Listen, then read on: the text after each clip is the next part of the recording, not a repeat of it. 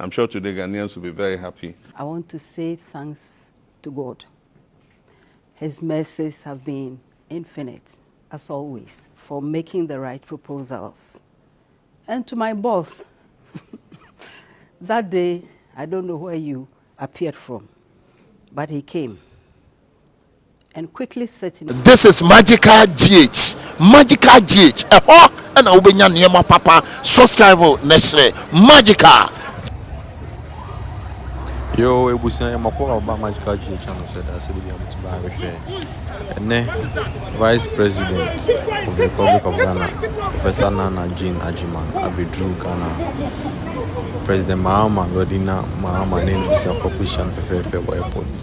Busia NCP na ebe to just say the Vice President home fan. Our mo fly no call amon no ni. E ko san yare and then obi P mo Ghana.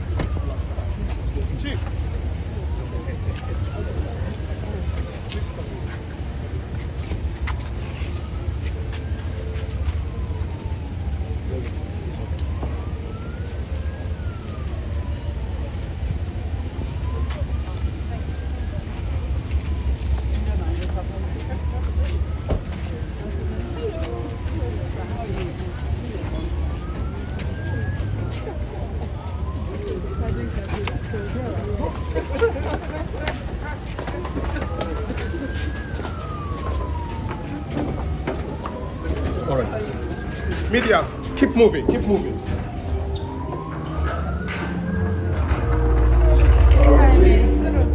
Please, coming this way.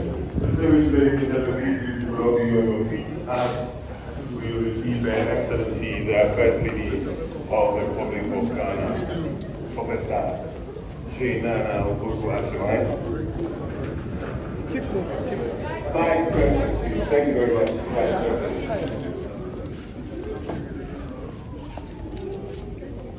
Please keep moving.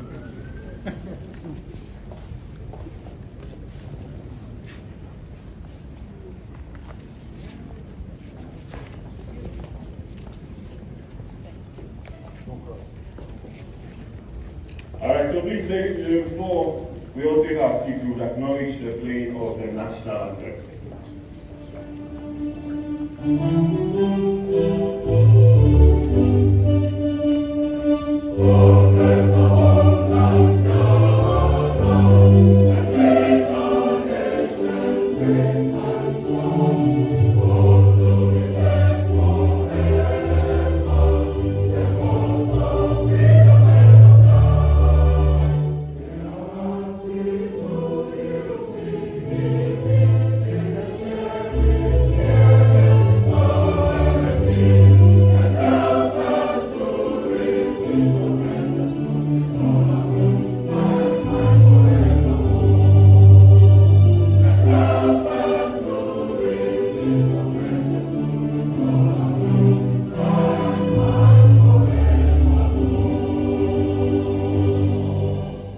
Thank you very much, ladies and gentlemen. We now take your seats, and before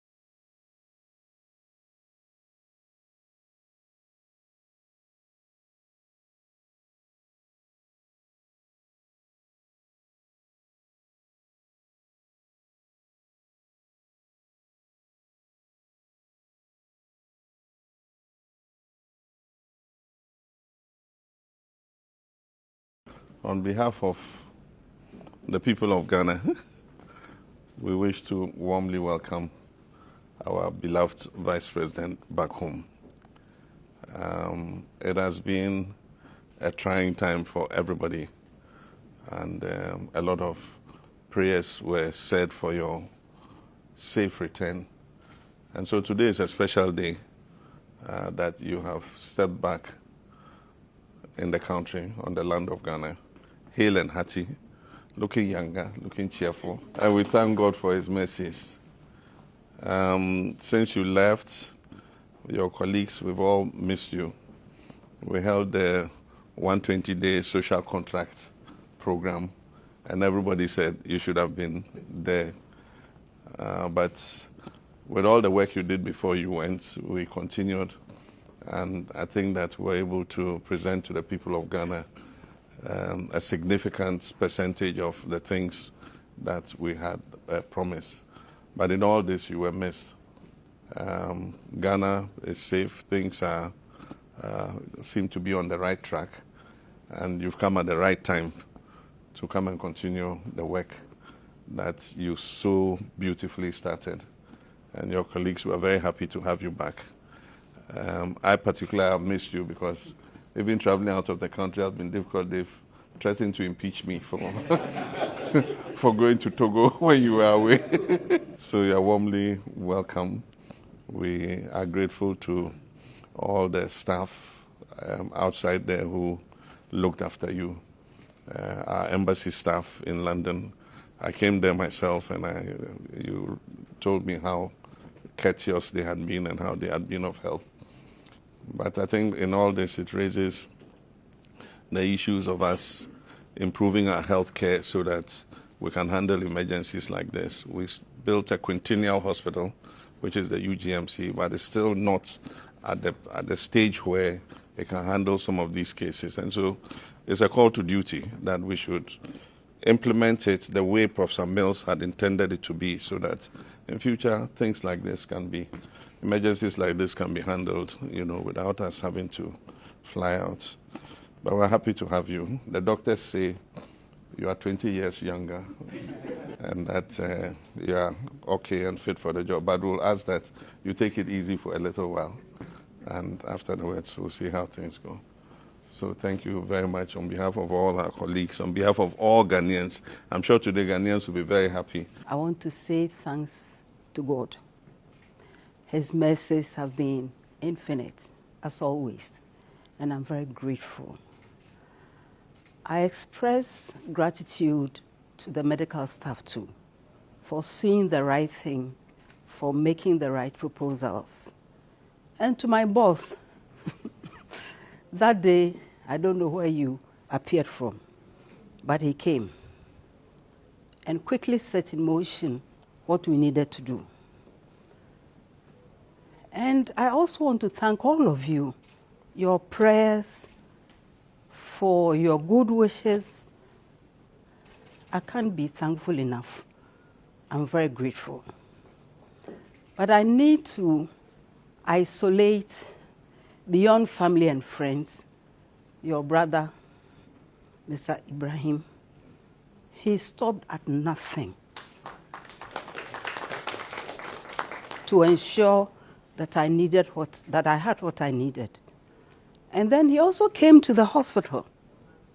He came to sit by me, and that was healing by itself. So, my little boss, I'm very, very grateful. So I'm very happy to be back.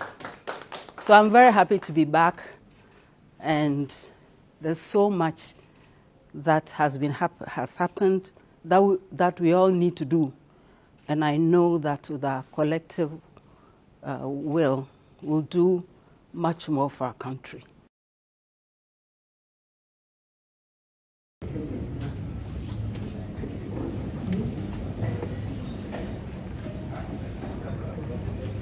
Let me begin by addressing the chair and refer to the protocol established, but also isolate my Methodist former chair of the Northern Diocese, where my own church is situated.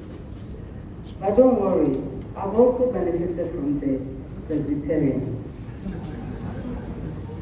I was in the Presbyterian boarding school for a number of years before I went to secondary school. So we are all in this together. And unlike my son Bernard, this is my favorite one. And that is Edikanfumo. It's very significant for me because we should never forget that wherever we think we are today, many people have made it possible. It's very important always to recognize them and even to, I see Professor Adai something. And even to acknowledge their efforts too, because without them coming forward, we would not be here. Thank you very much. I feel very humbled and privileged to stand before you on such an important day and on such an important event. We are here to celebrate the legacy of Dr. Ephraim Amo, a man whose contributions are unparalleled to our culture as Ghanaians, as he continues to show through his efforts with our needed resilience to inspire generations also. And I particularly need to thank my brother Akuno for ensuring that I was here, no matter what was going on. And of course, I'm very happy to be here. This event goes beyond the book launch, and it moves towards its appropriate destination. And that is the celebration of a legacy, of the example. And it enjoins all of us to reflect on the impact that one individual can make on an entire generation and beyond. There's so much you can learn from it. Dr. Amo, we normally remember him as a composer, but he was more than that. He was an educator, a theologian, a visionary leader, a nationalist. And he lived a life of purpose, and he has left behind a blueprint for patriotism, self-reliance, deepened identity, national pride. He was unwavering in his commitment to Ghana's cultural identity and moral integrity, and all of these made him an extraordinary figure whose contributions even discerned his impact on music or education, and he went on to shape the national consciousness. Today, as we launch this book, we are not just recounting history, we are reclaiming a vision. This book serves as a reminder of his teachings, his guide to present and future generations. It urges us to honor the wisdom, sacrifices, and resilience of those who paved the way for our national development. Sometimes I just wonder what was it like for him at the personal level in his quiet moments, when it's like you are running against the grain, but without that there will be no change. He was a man of many parts, a man of many gifts. He was a cultural architect. He knew that our future depended on our identity, which at the time, currently, I lament that we don't even talk about it. We don't even have discussions of our identity and where we should be heading, where our children should be heading, followed by the grandchildren. And we know all the examples he has left from the review. We know the local languages he composed in, the music, and so on. And this all begs the question, what have we done with these examples? We've heard them many times. What have we done with them? So, a charge we have to keep. He was a national influential thinker, and he truly demonstrated that progress wasn't possible when you abandoned who you were, when you abandoned your own heritage. And that, I believe, is part of the reasons why you integrate music, faith, education, to transform him into one of Ghana's most influential thinkers and cultural revolutionaries. What a man. His masterpiece, Yanara Assassin, again, is not a song only. It's a call to national consciousness, a call to action, a reminder to all of us to cherish who we are, to defend our land, to develop it to the interests of everyone. And today the words remain relevant to uphold the values of unity, of respect, of discipline, of patriotism, and of self-respect. His contributions to music are very well known, but along with the song, he carries the message. And the message is to advocate for a holistic education, the kind of education that nurtures intellect, morality, creativity, and above all, respect for human beings. We know his commitment to cultural preservation and self-reliance as the very foundations of life, as has been raised already. He wasn't a passive patriot. He was bold, he was deliberate, and he was transformative. He did not just talk about these, he embodied them and he lived them. His patriotism, again, was not just words. He took the necessary steps and practical ones to challenge the colonial status quo. By wearing his own clothes to church, he was just being himself. And to expect that that was an offense is interesting. But again, I ask myself, what have we learned from it? And I heard through the reviewer about his fabric that was woven. We live in a hot part of the country, and he wears cotton. What can be wrong with that? Sometimes I wonder if people like that were still alive, what would they say about us? Of all the examples they left, what have we done with them? I hear many people, especially the youth, talk to us about, oh, I want a role model. I said, they are there. And as Ghanaians see plenty.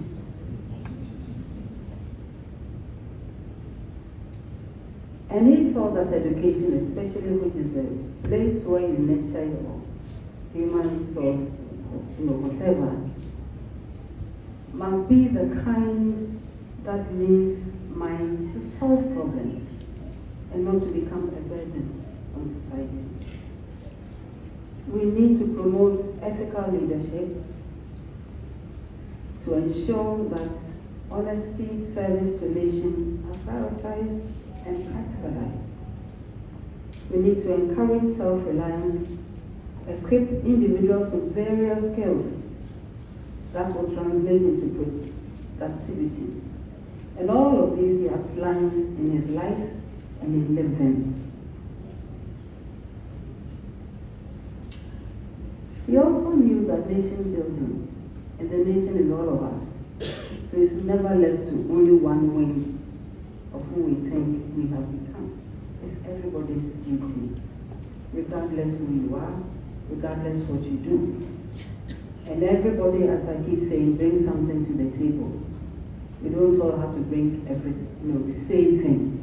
Different talents are to be respected and encouraged. And of course, he lived discipline. He didn't, to the priest, he didn't preach at us to be disciplined. He led the example. And if today we face new challenges and opportunities, and even challenges and so on, we can ask ourselves if we are upholding the values of integrity and service. Are we truly embracing our identity in the way Amo envisioned? Sometimes you may say that, oh, we didn't know any better, but we have examples, at the very least, in the author we are celebrating today. And his confrontation was on ways in which Christianity alienated us from who we could be. And that was why he challenged the colonial interpretations of faith and of contextualized Christianity. He spoke to the hearts of all of us in languages we understand. And everybody knows I've been very, very passionate about the use of our languages in teaching our children. They don't have to spend so many years trying to understand English before they begin to learn. We already have set it back. I know it's a dialogue that needs to continue, and I urge all of us, our revered priests and our traditional leaders, to support that.